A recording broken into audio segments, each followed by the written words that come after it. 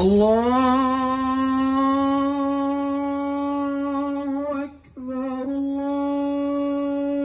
الله أكبر الله أكبر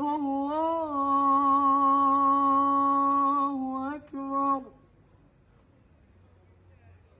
أشهد أن لا إله إلا الله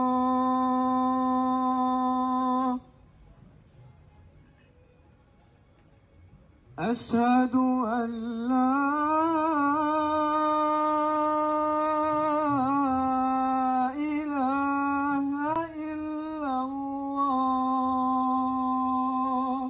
Guys, I'm so happy that America is slowly waking up and combating the danger that is slowly creeping into their homeland. I'm so happy that patriotic Americans are not sitting quietly and letting their country be invaded. Patriots are fighting back in places like Dearborn, Michigan, and other parts of America. Americans no longer want to condone this subtle expression of dominance that they are seeing from people from a particular group. People blasting religious chants from huge speakers 5 times a day, starting as early as 5 a.m. in the morning, gathering in large groups and praying in public parking lots, outside people's shops, on the roadside, blocking entire streets and sidewalks, imposing their religious practices on people who accepted them into their homeland. Of course, America offers freedom of religion, but it also offers freedom from religion. So don't assume that you will disrupt people's peace and daily activities with your religion and not get any pushbacks. Take a look at this, for example. Hey guys, take a look at this video of a Muslim Middle Eastern country where people are doing their call to prayer in the middle of the sidewalk. Watch this. A lot of people.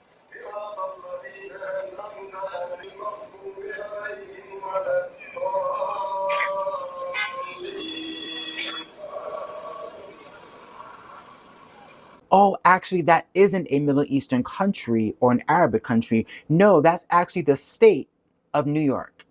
Yeah, New York City. I'm gonna just say this. Thank God I live in Florida. These liberal cities are unrecognizable. What a shock. I never thought I would live to see this day. Something is seriously wrong somewhere. So I'm happy to see these American patriots fighting back. Now, I came across this clip on Twitter. It shows an imam in Florida crying like a child just because an American patriot ate a bacon sandwich outside the mosque. When I say crying, I mean more like Zoran Mandani's fake crying, more like acting, because honestly, I don't know a man in real life who would cry over such frivolous minor issue, okay? I don't know any man like that. So it is acting, guys, drama. But yeah, I want us to talk about that issue. So the first clip I came across was just a 42-second clip of this imam in Florida whining and weeping. Guys, the mere fact that there are imams in Florida, United States of America, is just unbelievable. I mean, imagine saying that maybe a priest or a pastor in Saudi Arabia or Somalia. That can never happen. That is an impossible statement because priests or churches do not exist in these parts of the world. But yeah, there exist thousands and thousands of mosques in the United States today. So when I saw this 42-second clip of this imam crying and trying to tap into the emotional welfare, the emotional manipulation, trying to tap into the emotional warfare, the war of emotional manipulation, I saw several comments from fellow Muslims accusing the person who shared that particular video of peddling a negative narrative by sharing just a little tiny part of that video. Guys, you know I like having all the facts before, coming to conclusions. That is why I sought for the longer version of that video, and that is exactly what we are going to be reacting to and discussing in today's video. Spoilers, the longer video is even worse than the short clip, but here we go. Hello, my name is Abu Tahir. That's Abutahir. For years now, the USF MSA has had a tradition of hosting a Fajr and breakfast event where we do the morning prayer, and then afterwards we have a short Quran study, and then we all join each other for breakfast.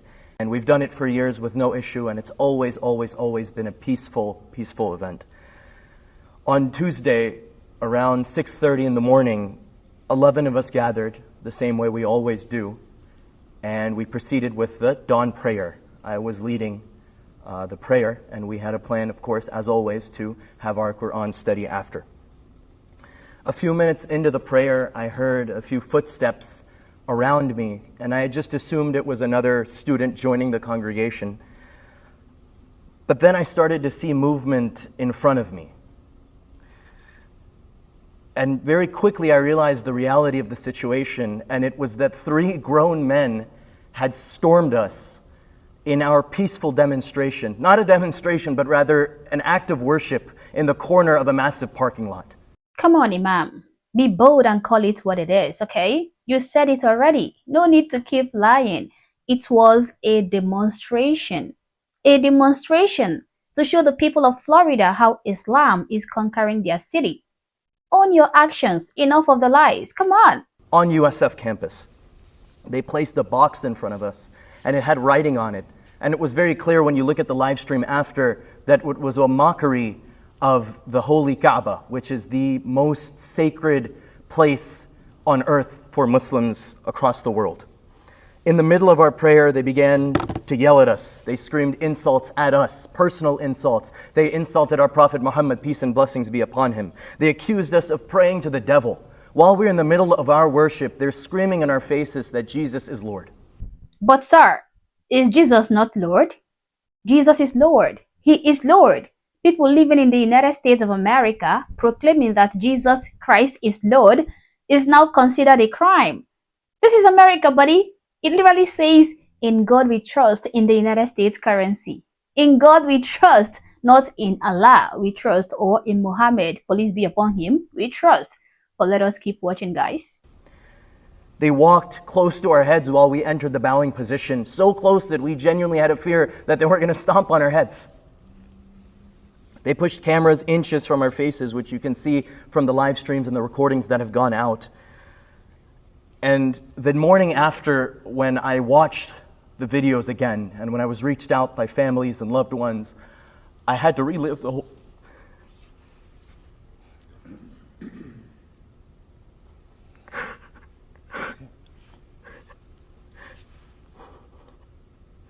I had to relive the whole thing again.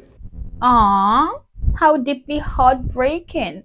I'm so emotional right now. He had to relive the whole Jesus is Lord thing all over again. How touching. Can I get some tissues? Hearing every voice, every insult, every atrocious claim that they had made against our religion. For what? Something that our Constitution promises us that we have the complete right to do. After the prayer ended, things only got worse. They waited until the prayer ended, and once we were able to look up from our prayer, because the nature of our prayer is such that we can't turn around, we can't move until the prayer is over. We had a thought in our head, do we break the prayer, do we end the prayer to address whatever's going on to ensure that we all leave safe, we all go home safe. But we had finished the prayer regardless. And after the prayer ended, we look up to see them taunting us in our faces with bacon, which is, as everyone will know, a clear violation of Islamic dietary restrictions. They were offering it to us, saying that certain scholars have made it permissible now and making it a complete mockery of our jurisprudential approach in our religion. The entire time the question was running in our head, is this individual armed? Does this individual want to hurt us? The entire time the question was running in our head, is this individual armed? Now, don't ask me how this Imam knows the exact questions running through the minds of his Muslim followers, okay? He is an Imam after all, so I'm not surprised if he can read minds too. He is a magician. And also, I just want to clarify to this Imam that I have never seen Christians attacking and killing Muslims during their demonstrations. It is always the other way around. Muslims are usually the ones doing the killing and maiming of Christians the world all over. But let us allow him cook. Maybe, he's gonna make sense. Let's watch. These are 50-year-old grown men, more than double our age. They have a foot on me. We had no idea whether we were going to leave there safely. This harassment went on continuously for 13 minutes, and you can look up any live stream on YouTube. Finally, they left. They departed.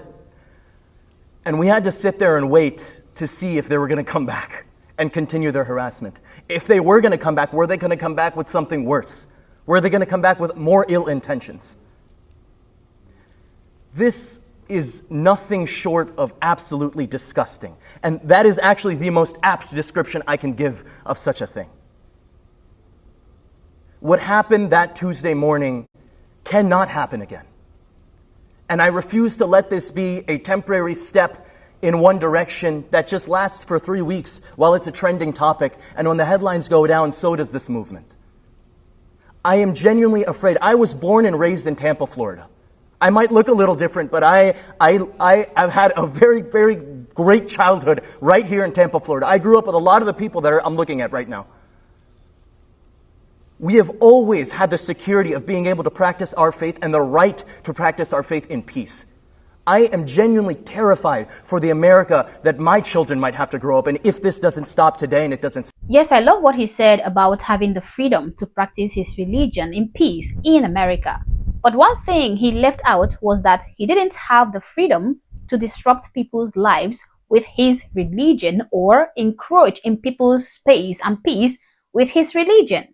You don't have that freedom. It is torture enough that these guys have to blast loud prayer chants from huge speakers in their mosques, but it is a deliberate poke in the eyes of the American people for them to convene in public spaces like supermarket parking lots or on the streets and then start, carrying out their so-called prayers. That is encroaching in public spaces like supermarket parking lots or streets and sidewalks and start chanting prayers or engaging in one of their demonstrations. At least do that inside your mosques.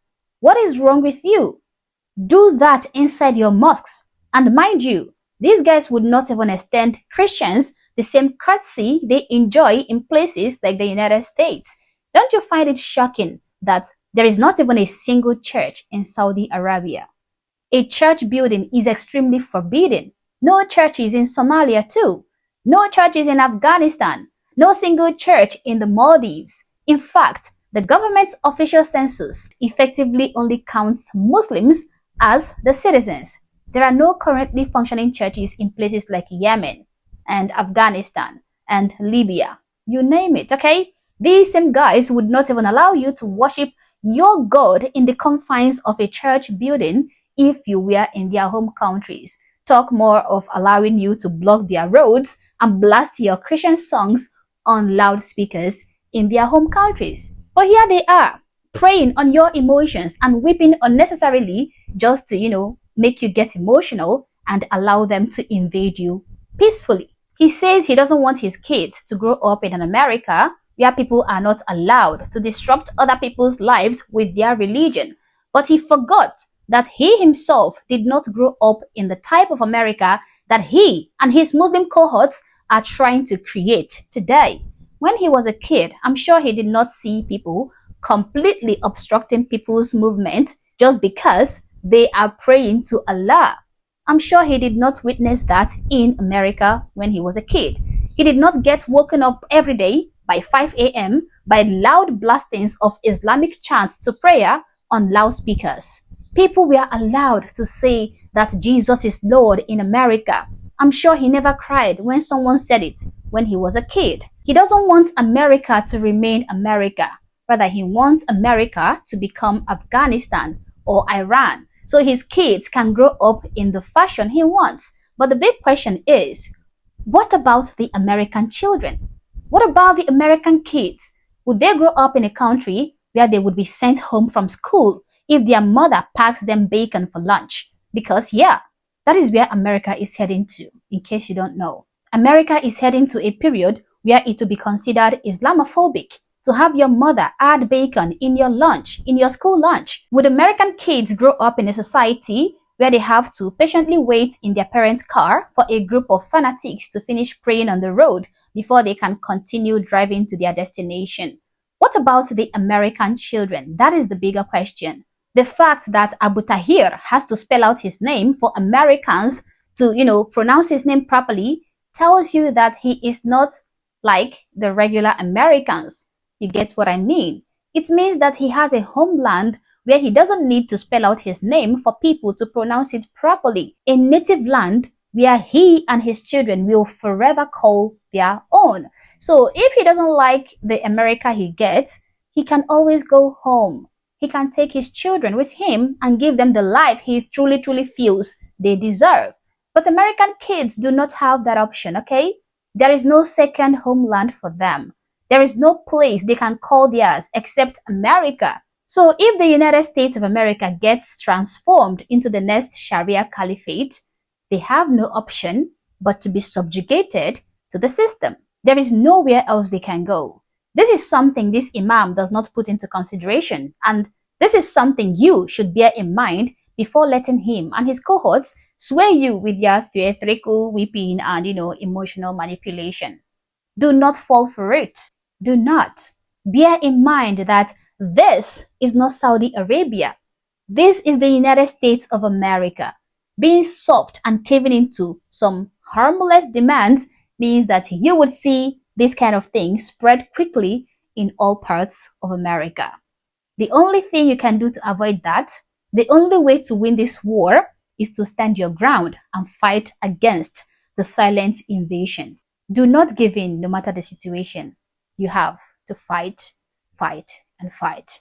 As always, guys, these are my thoughts and my opinions. Please feel free to share yours in the comment section below, but do so respectfully. Also, if you're not yet subscribed to this channel, honestly, I don't know what you're waiting for. Subscribe to the channel.